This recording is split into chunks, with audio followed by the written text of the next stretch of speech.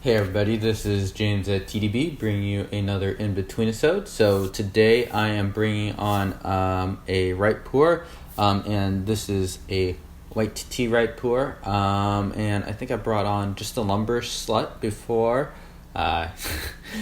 which I don't know if that's aptly named or not, but that's a right pu'erh I do enjoy.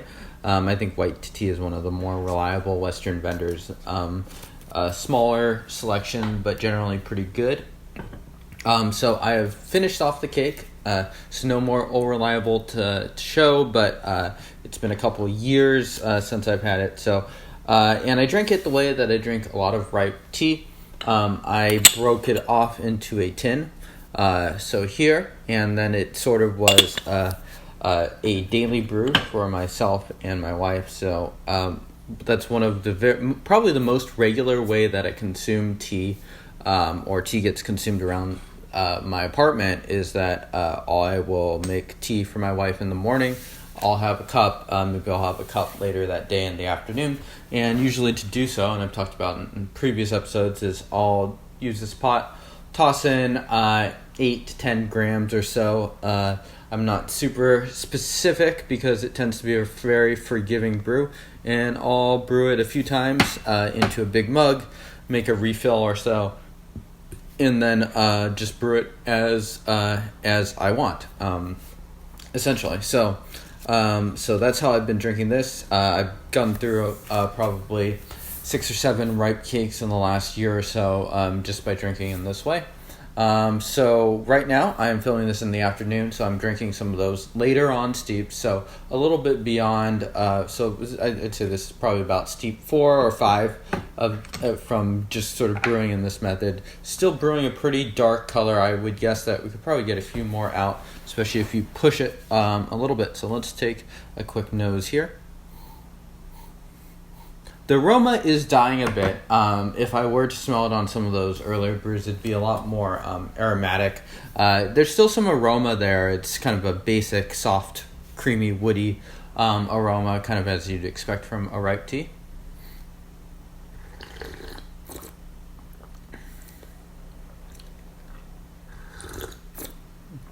Very creamy. It's very woody. There's not a ton of fireworks with this tea. It's very easy to drink. I think this is a good work brew. It's fermented enough that you don't really get very much of that like more bitterness, and it's not sort of that really dank petrichor heavy wood such as the lumber slut. So for me, this tends to be a little bit more no frills. Really good daily drink if you sort of drink ripe pu'erh like myself. Like in the morning times, or just kind of as a work tea or something like that. Smooth, the sort of refreshing taste in the mouth. Not too much in that sort of minty category. And we will drink this next one, so a little bit darker on this next brew. I'm also not very particular. I'll stack infusions up. I'll make a bunch of infusions at once, so I don't need to be pouring constantly or reheating water more than once or twice.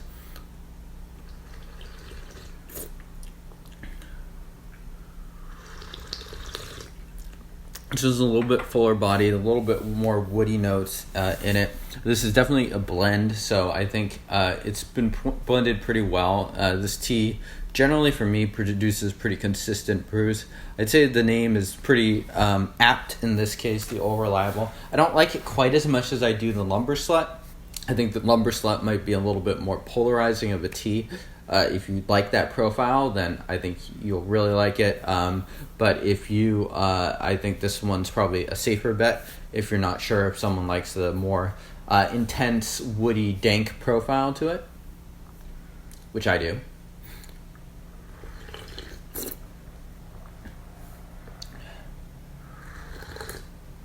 Not quite as sweet, but a little bit richer and a little bit creamier to this one. And I'm just going to go ahead and brew one more. I heated this water up just a little bit ago off camera.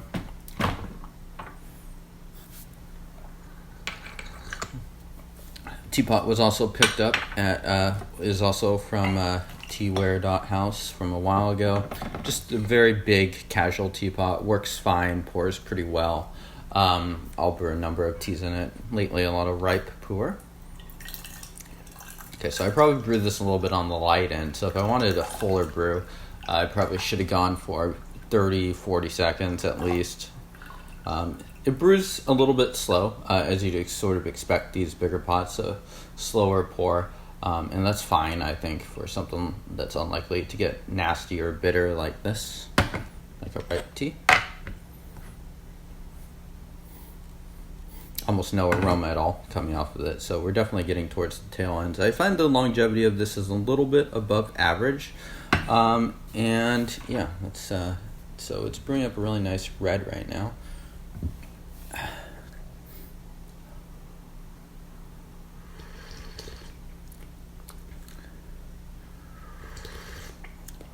Sort of retiring the taste to a little bit more of the fruits that you can sometimes get off of ripe pu'erh. I'd say this is overall a solid tea. I wanted to bring it back on. I reviewed this a couple of years ago when I got the cake from the White2Tea Club, but I wanted to bring it back on just to revisit it, give it a rating, say my thoughts. I can't say that my thoughts have changed dramatically on this tea. I think it's a really solid ripe pu'erh. I think it's a great daily drink. It's not difficult at all to brew. I think it's probably a pretty great introduction. There's no swampiness, no nastiness to the tea.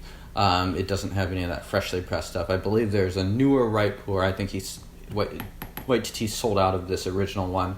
I would guess that it's probably pretty similar. He's pretty good at being pretty consistent about how he, about blends such as this one. So definitely worth checking out if you are interested in that. I rate it just a little bit above some of your standard Munghai Tea Factory stuff. So I'm giving it a 5.9, and I'm looking at my ratings right now, and I think I gave some of the dyes that I liked around 5.8, 5.9 too. So definitely a pretty solid ripe tea. I don't like it quite as much as Lumber Slut, so these are definitely my own subjective ratings. So that tea costs, I think, $4 or $5 more, and I gave it a 6.4. So, but it's also very different. So worth trying both if you are trying to explore the ripe pu'erh category on White2Tea or somewhere like that. Let me know how you enjoyed this episode. Give it a thumbs up if you found it useful, and I will see you all next time. Cheers.